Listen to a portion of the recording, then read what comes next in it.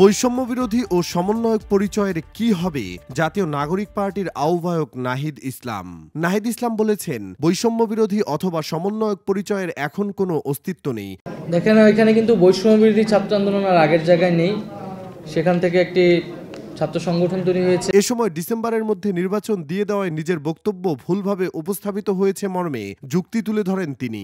শুক্রবার বিকালে জাতীয় নাগরিক কমিটির কার্যালয়ে এক সংবাদ সম্মেলনে তিনি একথা বলেন। একটি আন্তর্জাতিক মিডিয়ায় নিজের দেওয়া সাক্ষাৎকারের প্রসঙ্গে নাহিদ ইসলাম বলেন, ডিসেম্বরের মধ্যে নির্বাচন সম্ভব নয়, এভাবে বলিনি। বলেছি পুলিশ যে নাজুক অবস্থায় আছে সেই অবস্থা থেকে নির্বাচন সম্ভব না। আমরা নির্বাচনের জন্য মানসিকভাবে প্রস্তুত রয়েছি। রয়টার্সের ইন্টারভিউতে কিছু মিসকোট হয়েছে। আমি বলেছিলাম যে আমাদের আর্থিক বিষয়ে সমাজের যে সচ্ছল মানুষ বা শুভাকাঙ্ক্ষী রয়েছেন তারা মূলত আমাদের সহযোগিতা করে। আমরা একটা ক্রাউড ফান্ডিং এর দিকে যাচ্ছি। অনলাইন এবং অফলাইন কেন্দ্রিক ক্রাউড ফান্ডিং এর মাধ্যমে কার্যালয় স্থাপন সহ ইলেকশন ফান্ডিং রিচ করব।